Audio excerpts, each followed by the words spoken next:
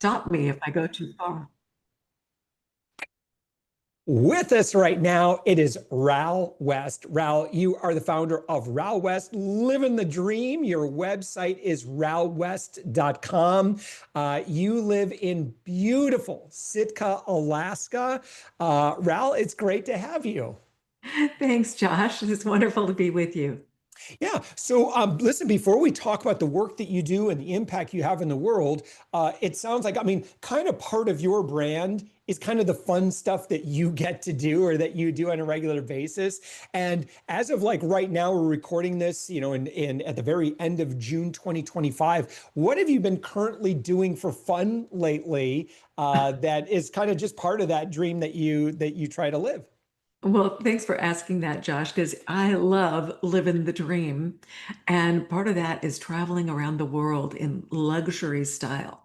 So we just got back from a month uh, in Scotland and Norway, which included a cruise from Edinburgh, Scotland, up the coast of Norway to the very tippy top of Norway, and then northwest over to the Svalbard Islands, which are off the northeast coast of Greenland. So we were way further north than the Arctic Circle and just south of the North Pole. In fact, we were cruising in the polar ice pack.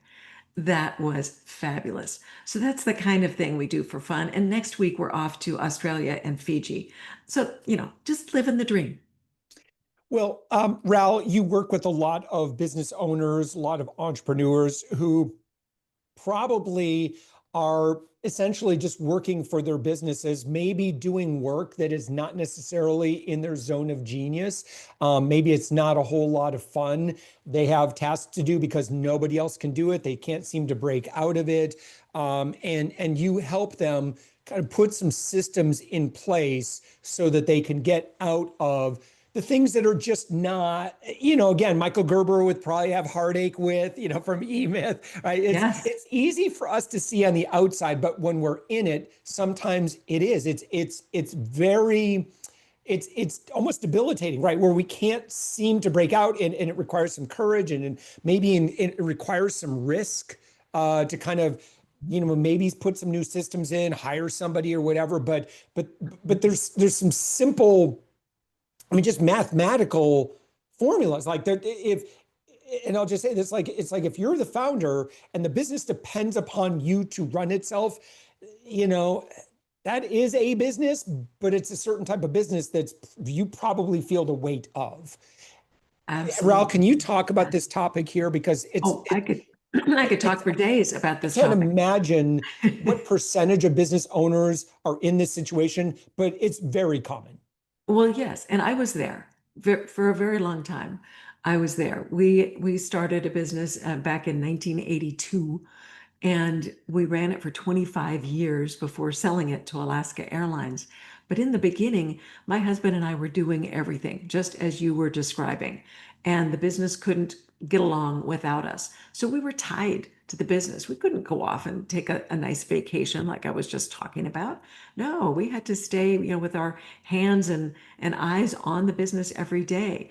And in fact, we were, having our daughter come to the office after school to do her homework and eat fast food for dinner because we weren't ready to go home until, late at night. So this was not a great lifestyle. And I can totally identify with those business people who have their hands way too deep in the machinations of their business and all the minutia and all the operational details.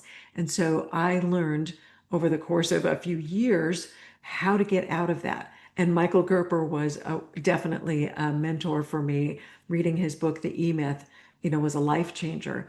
And learning to systematize, to make sure that every role in the business was taken care of and that all of the processes, the standard operating procedures were spelled out, how to systematize, how to make it so that you set up a system so that you can teach anybody how to do any job. And then you gradually start realizing some freedom from that day-to-day, clutch of the business. And that is how you can break away to start living your dream. But I've developed, well, I actually didn't develop, I recognized and identified 6 principles that were the keys to our success in moving from the mom and pop running the business to going off and getting our second home on Maui and having a yacht and really enjoying ourselves and letting our team run the business. And those six principles are what I teach now. I have a mastermind program, and I teach entrepreneurs how to get their business set up so that they have the freedom to live life the way they want, whatever that looks like for them. Yeah. Ral, one area we have, we work with a lot of, I'd say 6 and 7 figure business owners where the founder is probably, I'd say a majority of our clients, the founder is still involved in founder-led sales in some way. So in many ways, kind of like what I do is kind of like the last bastion of hope for founders that are still involved in their sales, like in terms of like making it easy as possible for them. Like if they don't want to grow and scale, but getting out of founder-led sales can be very challenging, I think, for some. Do you mind maybe explaining like that particular role, like how someone could break out of that? Well, in our Because first the business that problem is that I see, right, is like nobody can sell as well as the founder. And maybe they've tried it, they've tried bringing some people in, it just didn't work. And the founder feels stuck because if they bring someone in, new income might go down a little bit. And that's really scary. Well, that's true. And in our first business, most of our sales came from advertising and through travel agents. So we didn't have to be as one-on-one to do the sales.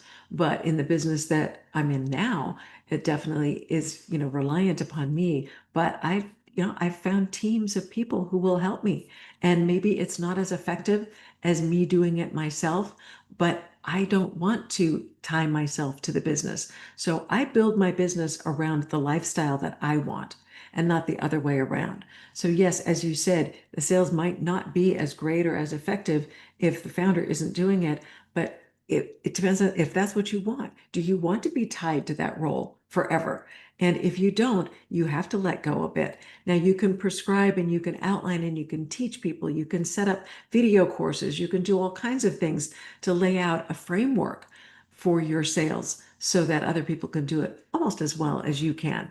But if you don't want to be tied to your business, you have to start letting other people do it. Yeah.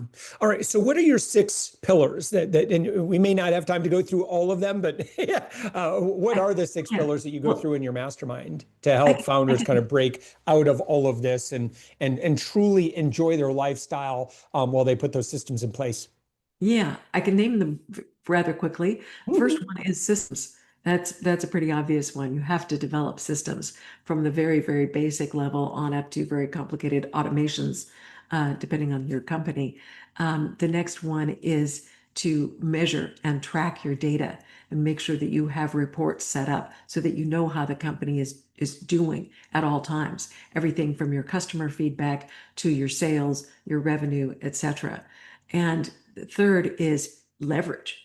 Make sure that you're using as much leverage as you can, as we were just talking about, getting other people to do the things that you always have done only by yourself. Letting go of some of that and using leverage is important.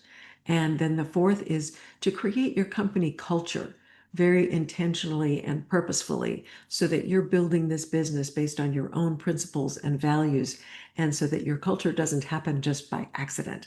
So you want to make sure that it is an embodiment of what you stand for. And then you need to imbue that culture in your team and nurture your team, develop your team so that they can stand on their own, make sure that they have the guidelines and the parameters for doing the job that you want them to do, make sure that they know what a good job looks like, and then you empower your team and get them aligned towards your goals. And last, but certainly not least, is your customer service. And I preach that you need to delight your customers. Don't merely provide good customer Right. service, but get out there and delight them, create raving fans, surprise them with how well they can be served by your business. And that's it. Those are the six principles. Yeah. Rouse, how do you do that in a mastermind? Like, so if someone wants to work with you, like how might that look? Well, we have a program that runs for 12 months, and we meet in a Zoom meeting for 90 minutes a month. Plus, there's an online community where you can share, your concerns, your questions, and so forth with your fellow business owners as well as myself. And we go through all six principles throughout this 12 months. I know six, doesn't go into 12 in terms of like, is it one every 2 months? Well, it's going to be a little bit more organic depending on what the group really needs. Um, Right. but we're going to make sure that everybody understands all six principles and how to apply them to their business. And every business is unique. So it's going to be a small group of business owners in that 7 to 8 digit range, maybe high 6 digits. And there'll be people that can learn from each other as well as from me. And we'll be looking at what are the challenges, what are the stick points, what do they need to get over, what is their mindset, and how do they need to change their mindset to allow themselves to grow into being a business owner instead of a business operator. So that's in a nutshell what the mastermind is. And Yeah. I'm looking for more people to join. Yeah, how would someone know that they would be ready for you versus like they may not be yet ready for you? And how might they know where they fit? I think if you're feeling a bit exhausted and overwhelmed as a business owner and you'd like the business to grow, but you're just not seeing how that's possible because you've tapped out, your time and there are no more hours in the day, you're ready. And you have to be willing to make some changes. If you're not willing to make any changes, then don't bother. Yeah. Tough love. Yeah. Ral, to our friend that's listening right now, I know you've got resources beyond just, hey, grab a call with me and let's see if you're a fit for our mastermind. But do you mind maybe sharing like how you help folks and maybe someone that might not be ready for the full mastermind, like what they might be able to take advantage of? Oh, yes, absolutely. I have tons of free resources available. Mhm. Go to my LinkedIn uh, page, Ral West, and I have a newsletter that comes out every week. And every week I outline very strategic things that you can do in your business right now to make some changes. And you can subscribe to the newsletter. It's called Ral's Success Principles. I have a YouTube channel that, guess what? It's called Ral West. And you subscribe to that. And there are, hundreds of videos on there that give you information about what I teach, how I've done things in my business, and, just tons of tips and strategies for you. And I also have a free video that outlines the six principles that I just told you, but in a bit more detail. And that video is available by going onto my website, or you can do www.ralwest.com dash six principles, spelling out that SIX principles. Mm. And yeah, I give and give and give all kinds of information so you don't have to pay for the mastermind, although I'd really love for you to pay for it. But there's a number of ways that you can get the information that I offer for free. I like it. All right. Your website is ralwest.com. For someone that would, maybe they're considering, maybe the mastermind would be appropriate for them. What would they do? Well, there's a form to fill out on the website. It says, are you interested in my mastermind? Apply today. And they go to that and it will give them a form to fill out and we'll have people contact you and see whether it's a good fit. I like it. Ral West, your website, ralwest.com. I appreciate the conversation. And Ral, any final words for our entrepreneurial audience as they've been attentively leaning forward in their chairs, listening to what you've been sharing? Oh, well, I appreciate that. From being an entrepreneur, a serial entrepreneur for over 40 years, people often ask me, well, what is the key to being a successful entrepreneur? And I think it is just taking action, just doing it and not being afraid to make mistakes, take the risks, put yourself out there and have faith in yourself. Anything is possible, but you've got to just do it. Awesome. Ral West, ralwest.com. Ral, thank you for joining us. Thanks, Josh.